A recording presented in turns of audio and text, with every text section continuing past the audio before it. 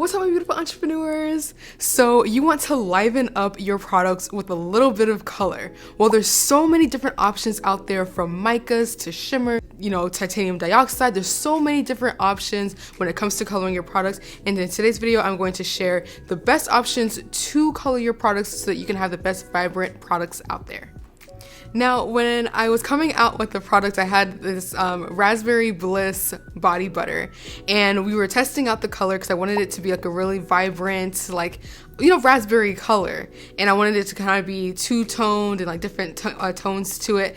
And so we're putting it all together, and we were just adding in like way too much of the colors because we didn't really know how much to add, and it ended up being too heavy in color, and it will transfer onto your clothes. You can really see it on your skin when you applied the body butter as well. And then on top of that, we didn't know how to remake it. So say we even got it to the color that we wanted to, we didn't know how to recreate that because we had been adding in so much of the micas and different colorants into the product, and we weren't actually having a proper measurement. So I wanted to kind of help and show the different kinds of colorants that you can add into your body butter, and then also how to properly measure out the micas into your body butters as well.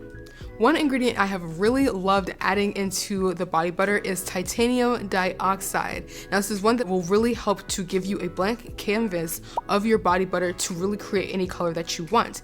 Now, the only thing is that you have to be really careful with it, because if you add too much titanium dioxide, it is white, so it is going to leave like a white film over your skin, and you don't want that. So I would start with like 0.5% of your overall formula of titanium dioxide in the recipe. Also with it, if you're looking to make a body butter that is just white, because a lot of times with body butter you're gonna get like a really beige, like really light brown color with your body butter depending on the ingredients that you're using. So if you're looking for a scent that is going to be white and that will look better, then especially like if you're having like an unscented one, I went ahead and added a little bit of the titanium dioxide to give it a white color so that it didn't have that brown beige-ish color, because I didn't want that. But also with the titanium dioxide, it will help to level up the look of your color, and it will help to make it more vibrant and bright and kind of give you more opaque colors when it comes to your body butter.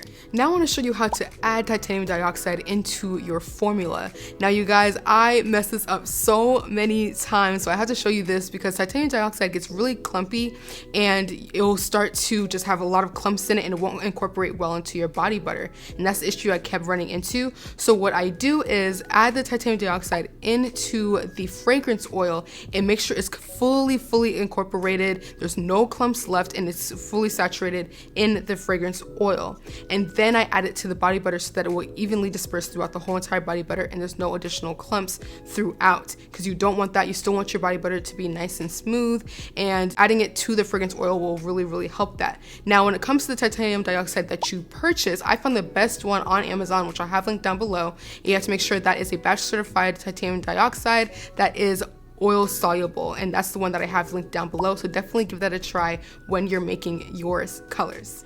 Now another great colorant is using standard micas. Now mica is normally a white powder, but there's pigments that are added that makes it the colors that they are.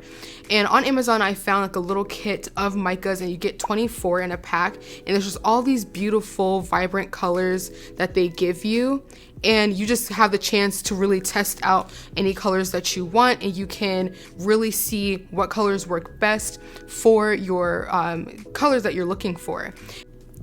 Now with the little tiny bags, again, there's 24 bags that come in here with the different micas, and these are really great, especially when you're just starting out, because it gives you the option to try different colors out, see which ones you like, which ones you don't like, which ones will go great with, whatever it is that you're coming out with, so that you can get like the perfect color. So this is really great to test and figure out what you like before you start buying the bigger batches, because it's a lot, and then once you get it and then you don't use it anymore, then it's gonna end up being a waste of money, and I do not want us to waste any coins over here, so we're going to keep them in our pockets and buy things that we know are going to help us test, and then once we know what we want, then you go and you buy in a bigger batch. So always keep that in mind.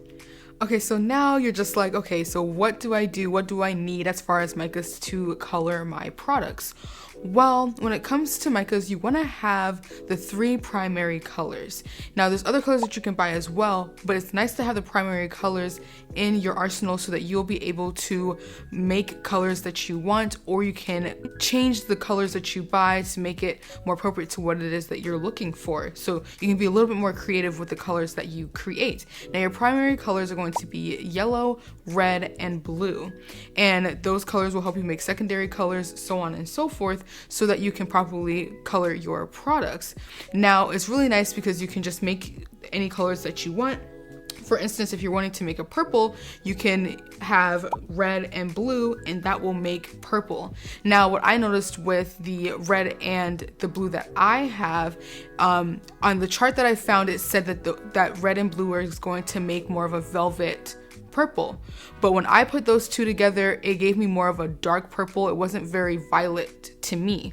But when I added a little bit of the titanium dioxide, it lightened up the purple a little bit more, and it made it more of a velvet color, but it was still a little gray.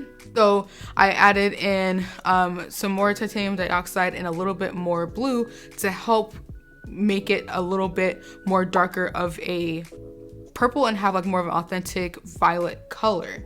So that's the other thing with having the micas, is that you may get a different shades of reds. There's red number 27, there's red number 40, there's different red colors that you can get, and that will change the tone of the colors that you are trying to make. So you want to keep that in mind as well.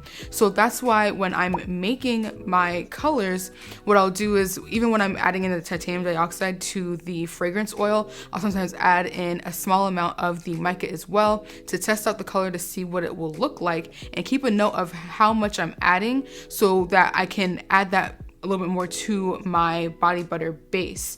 You want to make sure that you're not adding in too much, because you can always add, you cannot take away. So just be really careful with how much you're adding in of each color to make sure that you're getting the desired color you're looking for.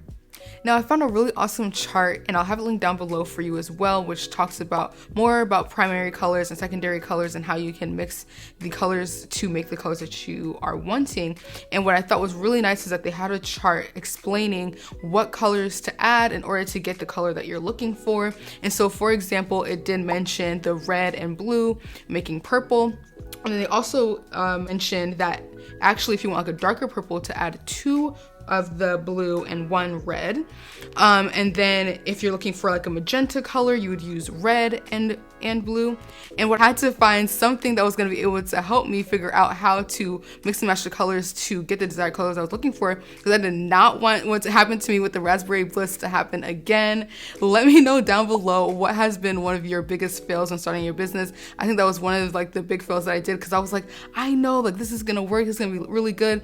And then when I tried it on and when I was looking at it, it was just so dark. It had too much mica and it just did not turn out well.